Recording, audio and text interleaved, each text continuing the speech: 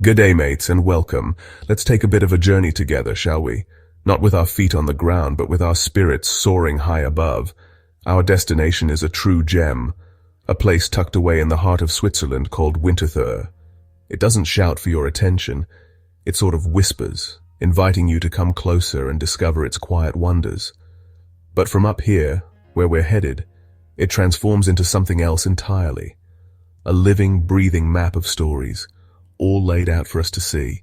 So settle in, take a deep breath, and let's get ready for a truly special view. All right, here we go. The ropes are released, and we begin our ascent. It's a slow, graceful lift, so smooth you can barely feel it. The individual cobblestones of the laneways are becoming a mosaic, and the cars are shrinking, looking like little beetles scurrying along their designated paths. What was once a towering church spire is now a neat little pencil point reaching up towards us. The sprawling train station becomes a tidy, organized model. You start to see the logic of the city's layout, the way the streets flow into one another like tributaries joining a river.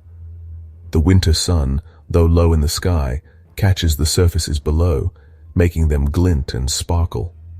You can see the terracotta ocean of the old town rooftops, a warm patch of color against the cool winter landscape. Now let's talk about the season. Winter has a special way with this city. It lays a soft white blanket over everything. Every rooftop, every gable, every ledge has been dusted with a delicate layer of white powder. Look closely at the rooftops in the older parts of town. The steep pitch of the roofs, designed centuries ago to shed heavy snow, now does its job perfectly. Then, as your gaze drifts towards the newer areas, you see the snow lying flat on modern buildings, creating vast, uninterrupted fields of white. Look there, at the Stat Park. It's a vast white canvas, broken only by the dark, skeletal shapes of the deciduous trees. This blanket of white brings a sense of unity to the landscape. The distinction between the built environment and the natural world softens. Every great city has a river, and Winterthur is no exception. Look over there to the west. That shimmering dark ribbon snaking its way through the landscape is the river Töss. The water itself often runs dark and clear, a stark contrast to the white world around it. It looks like a stroke of ink on a fresh white page. From our aerial perch we can trace its journey. We see how it meanders, refusing to be straightened or tamed completely. It links the industrial areas of the past with the recreational parks of the present. The Töss tells a story of industry and nature coexisting. Further along its banks you can spot some of the old industrial buildings, the mills and factories that once harnessed the river's power. But now, nestled right beside them, are modern parks and sports fields. It's a beautiful example of transformation.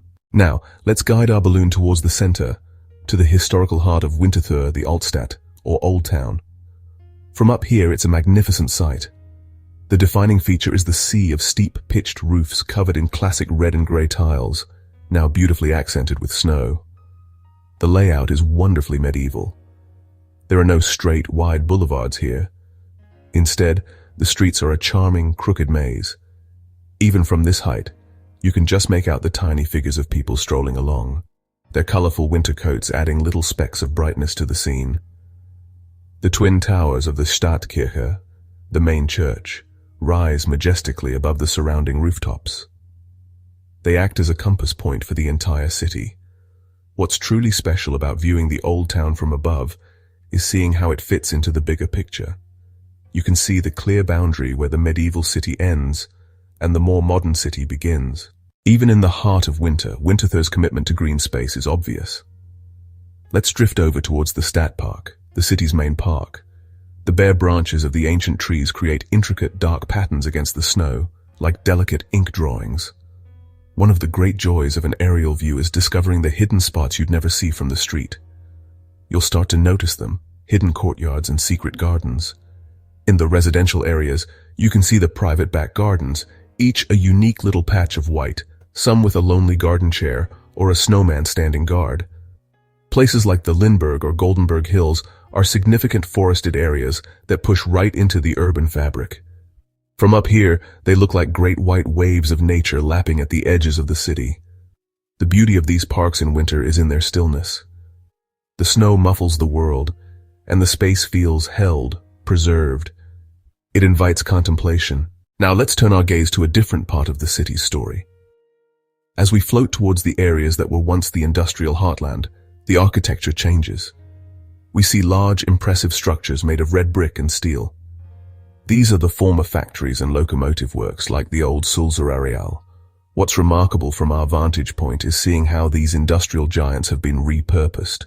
They haven't been torn down, they've been given a new lease on life.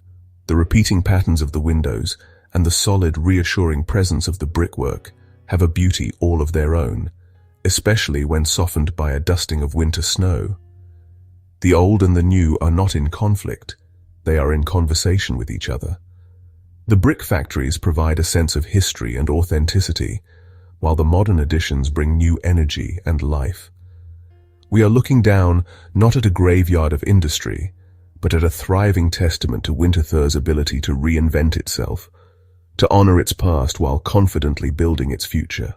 As our journey continues, let's allow the gentle winds to push us towards the city's edges. The neat lines of the suburbs begin to soften and fray, giving way to the vast, wild expanse of the surrounding forests. In winter, this forest is a masterpiece of monochrome beauty, a world of white snow and dark, intricate tree trunks and branches. From above, you can see how they are crisscrossed with a network of trails and paths.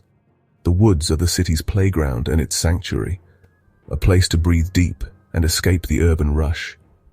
This green or white belt is the city's protective embrace. It provides clean air, a stable environment, and a bulwark against unchecked urban sprawl. All right, mates, our time up here is drawing to a close. Let's begin our slow, gentle descent back to the world below. As we sink lower, the grand panorama begins to resolve back into familiar details. We've seen Winterthur not as a collection of separate parts, but as a whole, living organism.